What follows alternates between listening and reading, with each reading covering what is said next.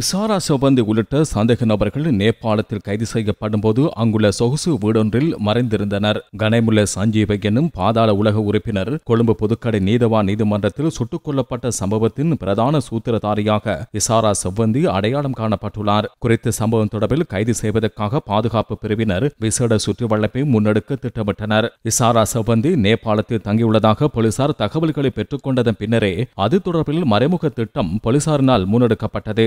பத்திர பத்மையிடம் முன்னெடுக்கப்பட்ட விசாரணைகள் அதற்கு உதவியாக அமைந்தன. உதவி போலீஸ் அத்தியட்சகர் ரொஹான் ஒலுகல்ல உள்ளிட்ட போலீஸ் அதிகாரிகள் குழு நேபாளத்துக்கு சென்று சர்வதேச போலீசார் மற்றும் நேபாள போலீசாருடன் இணைந்து விசாரணைகளை முன்னெடுத்தனர். விழிப்புடன் செயல்பட்ட அதிகாரிகள் பத்திர பத்மவின் குழுவிலுள்ள பிரதானியான கம்பஹா பபா என்னும் சந்தேக நபரையும் கைது செய்துள்ளனர். அவரிடம் மேற்கொள்ளப்பட்ட விசாரணைகளின் போது இசாரா செவ்வந்தி தங்கியிருந்த இடம் தொடர்பில் உறுதியான தகவல்களை பெற்றுக்கொள்ள முடிந்தது. அதன் பின்னர் செயல்பட்ட போலீஸ் அதிகாரிகள் நேபாள போலீஸ் திணைக்களத்தின் பெண் அதிகாரிகளின் ஒத்துழைப்புடன் இசாரா செவ்வந்தியை கைது செய்தனர்.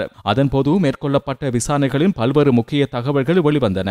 செவ்வந்தியுடன் இருந்து அவரை ஒத்த உருவமுடைய தக்ஷி என்னும் யுவதி பத்திர பத்மகின் குற்றக்குழு உறுப்பினரான கம்பஹா பாபா மற்றும் நுகேகொட பபி இசாரா செவ்வந்தி இந்நாட்டிலிருந்து தப்பிச் செல்ல உதவி வழங்கிய ஜஃப்னா சுரேஷ் ஜே.கே. பாய் ஆகியோர் நேபாளத்தில் கைது செய்யப்பட்டனர்.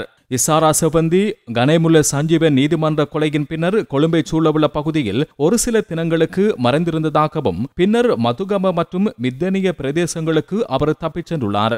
அதன்போது ஜே.கே. பாய் என நபரை சந்தித்ததாகவும் அவர் படகு மூலம் இந்தியாவுக்கு அழைத்துச் செல்ல நடவடிக்கை எடுத்ததாகவும் செவ்வந்தி குறிப்பிட்டுள்ளார். அதற்கு என 65 லட்சம் ரூபாய் செலவிடப்பட்டுள்ளது.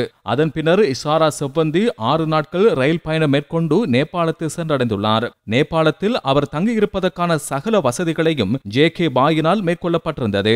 எனினும் பத்திர பத்மே உள்ளிட்ட குற்றக்குழு உறுப்பினர்கள் இந்தோனேசியாவில் கைது செய்யப்பட்டதன் பின்னர் இசாரா செவ்வந்தியின் அடுத்த கட்ட திட்டங்கள் அனைத்தும் பாதிப்படைந்தன.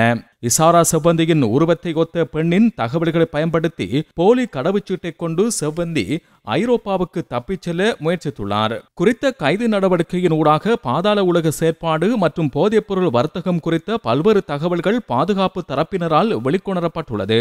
பலத்த பாதுகாப்புக்கு மத்தியில் சந்தேக நபர்கள் கட்டுநாயக்க சர்வதேச விமான நிலையத்தினூடாக நாட்டுக்கு அழைத்து வரப்பட்டனர். செவ்வந்தி, தக்ஷி, ஜே.கே. பாய், ஜஃப்னா சுரேஷ் ஆகியோர் கொழும்பு குற்ற விசாரணை பிரிவில் தடுத்து வைக்கப்பட்டுள்ளனர். அவர்களிடம் விரிவான விசாரணைகள் முன்னெடுக்கப்பட்டுள்ளது. கம்பஹா பாபா மேல் மாகாண வடக்கு குற்ற விசாரணை பிரிவில் தடுத்து வைக்கப்பட்டுள்ளார். பத்திர பத்மையுடன் இணைந்து மேற்கொண்ட குற்றச்செயல்கள் தொடர்பில் அவரிடம் விசாரணைகள் முன்னெடுக்கப்பட்டு வருகின்றன. நுகேகுட பபி என்னும் நபர் மேல் மாகாண தெற்கு குற்ற விசாரணை பிரிவில் தடுத்து வைக்கப்பட்டுள்ளார். அவர் பல்வேறு கொலை சம்பவங்களுடன் தொடர்பு பட்டுள்ளதுடன் பத்திர பத்மையின் போதைப்பொருள் வர்த்தகத்துடனும் தொடர்பு பட்டுள்ளார். சந்தேக நபர்களிடம் மேற்கொள்ளப்பட்ட விசாரணைகளில் பல்வேறு குற்றச்செயல்கள் மற்றும் போதைப்பொருள் வர்த்தகம் குறித்த பல்வேறு தகவல்கள் வெளிப்படுத்தப்பட்டுள்ளதாக பாதுகாப்பு பிரிவின் உள்ளக தகவல்கள் தெரிவிக்கின்றன.